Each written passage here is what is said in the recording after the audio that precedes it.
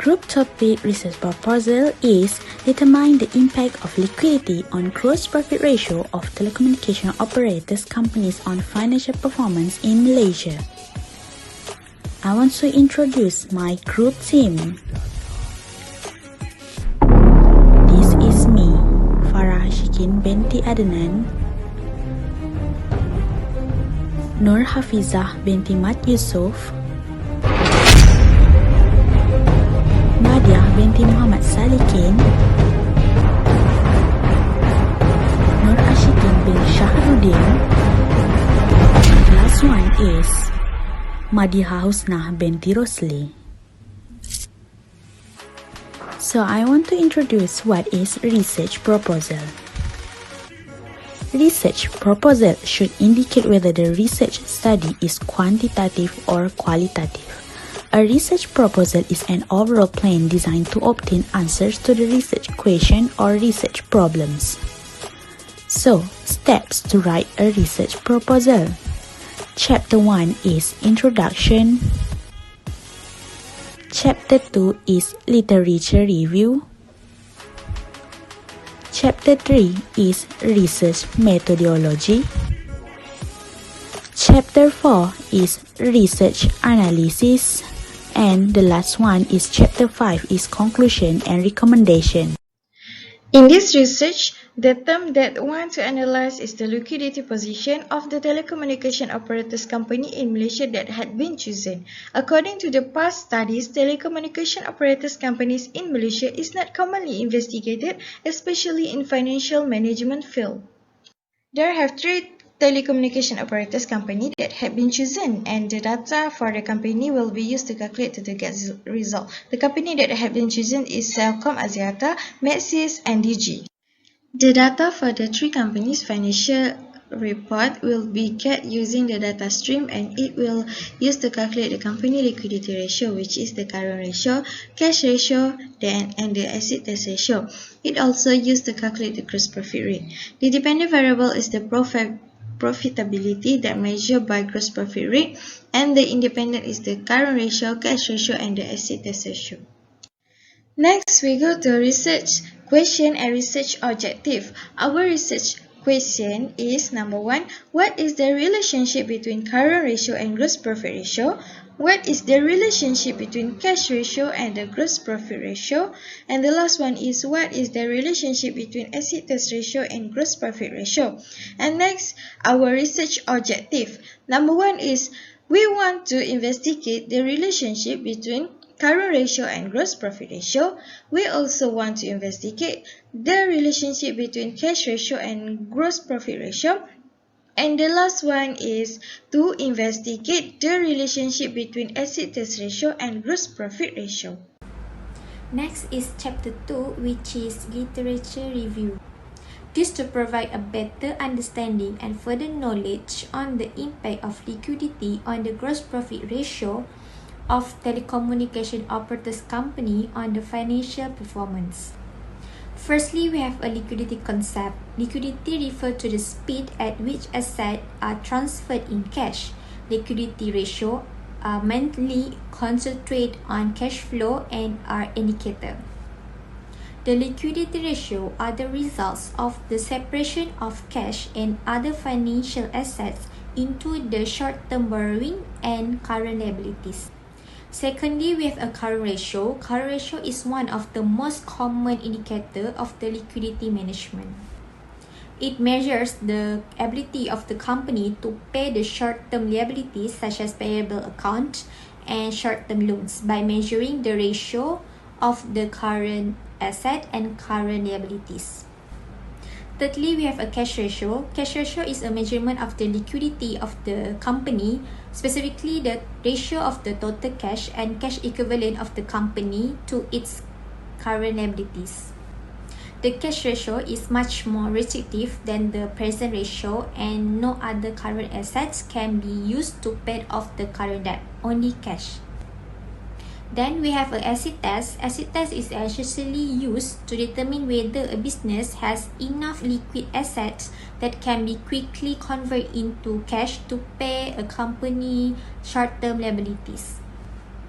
Last but not least, we have a gross profit ratio that is a common method for evaluating the operating efficiency of the organizations.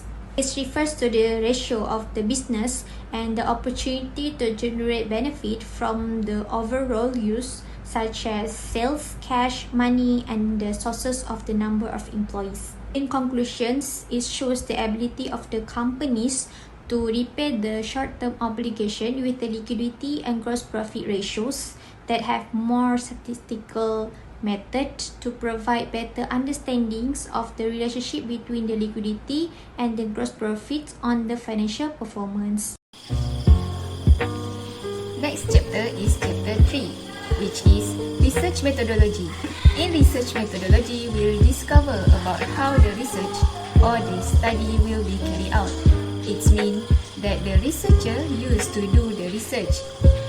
Research methodology is the method or technique that used to define, collect, process, and evaluate information on the research. The research methodology chapter can help the reader that want to analyze the objective and determine the general validity and the reliability of the analysis. Now, let us move on to the research analysis. There are a few type of tests that was conducted to analyze the sample data on the telecommunication companies. One of them is descriptive analysis. Based on the above table, we can see that the average score for gross profit ratio is 68.23667. Meanwhile, for current ratio, cash ratio, and acid test ratio is 0.691000, 0.65, and 0.671667 respectively. Next, for maximum and minimum value, Axiata recorded the maximum value for all the variables, while for minimum value, Maxis recorded the minimum value for gross profit ratio, which is 52.50000 in 2019. Meanwhile, for other variables, DG recorded the minimum value. Besides that, the median of the gross profit ratio of the three companies is 66.75. Next, the median value of the current ratio of the three companies are 0.630000.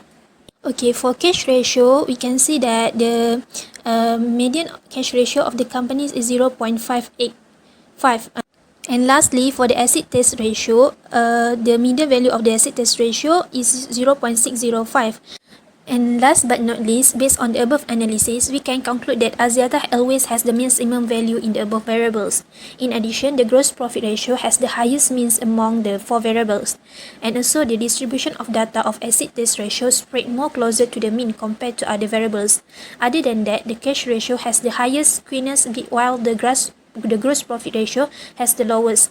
And lastly, based on the curtices, gross profit ratio has the highest peak in the distribution of the data compared to other variables. So, we go to the correlation analysis. The definition of correlation analysis: the correlation analysis determines whether and to what a degree relationship exists between two or more quantifiable variables. For example, it is used to measure the relationship strength between the dependent and independent variables. Definition of correlation coefficient: correlation is used to look at the net strength relationship between two continuous variables. There could be a perfect positive correlation between two variables represented by 1.0 plus 1, or a perfect negative correlation, which will be negative 1.0 minus 1. So, let's begin. This is a table covariance analysis. So the analysis is based on table 4.2. The current ratio is shown to have a strong positive correlation with the gross profit ratio value of 0.7625, as the value is close to 1.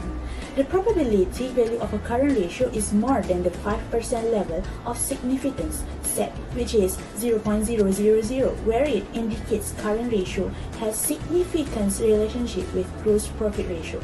The table also reveals that the cash ratio and the acid test ratio correlation value is 0.7547 and 0.7457 respectively. The finding shows a contradictory result from the current ratio, as cash ratio has weak positive correlation with gross profit ratio, as well as the conclusion, All independent variables, which are current ratio, cash ratio, and acid test ratio, had significant relationship with gross profit ratio. So this is a reading for a correlation strength. I use this table for my analysis. Thank you. So we go to the next presenter.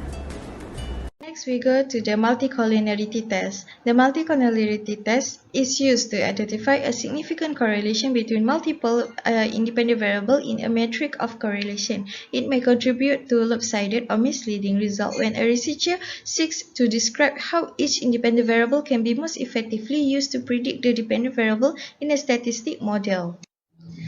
The analysis is based on the correlation matrix test, which is the analysis of the correlation between the listed and dependent variable. The correlation value of 0.8 represents a perfect multicollinearity and should, if possible, be excluded from the data. In this test, if the value of correlation between the independent variable is lower than 0.8, it means that the independent variable have weak or does not have correlation, and vice versa. The first one is the current ratio and the cash ratio have a strong correlation because the value of cash ratio is more than 0.8, which is the value is 0.998653. It means these two independent variables have the strong or high multicollinearity. Here, the alternative hypothesis had been accepted and rejected the null hypothesis. The current ratio and cash ratio are multicollinearity.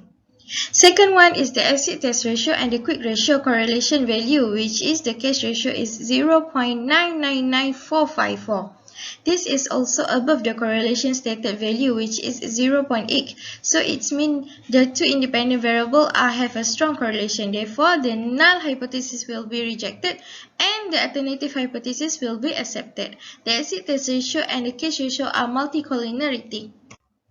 The last one is the current ratio and the acid test ratio have a strong correlation because the value is more than 0.8, which is the value is 0.998498. It means these two independent variables have a strong or high multicollinearity. Here, the alternative hypothesis had been accepted again and rejected the null hypothesis. The current ratio and cash ratio are multicollinearity. Next, we have a normality test. Normality testing is typically used to determine whether or not the chosen data is naturally distributed. If the Jacob-Berra test showed the number similar to 0, it indicates that the data is normally distributed. However, if the number is similar to 1 or more, it's shown that the data is not normally distributed. We can see that the figure 4.3 shows the Jacob-Berra test value is 0.959 and the probability value is 0.61. The probability value is almost equal to 1 and less than 5% of the significant level.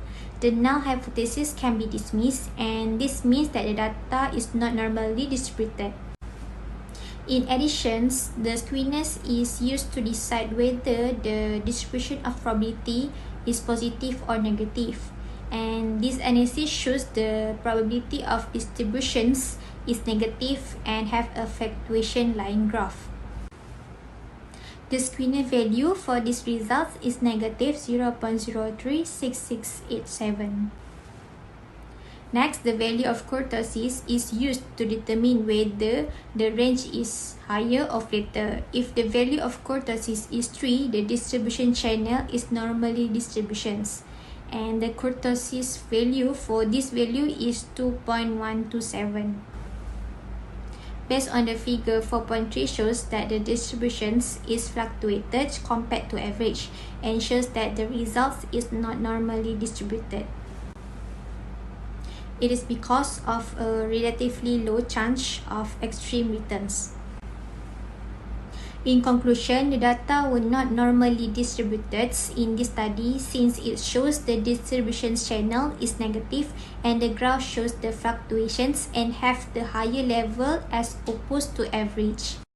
Next is regression analysis. The current ratio is the first component. The table shows that the current ratio coefficient is 149.0503. It assumes that for each 1% increase in the current ratio, a 149 0.03% increase in return for the telecommunication company's asset, assuming that other factors will remain constant.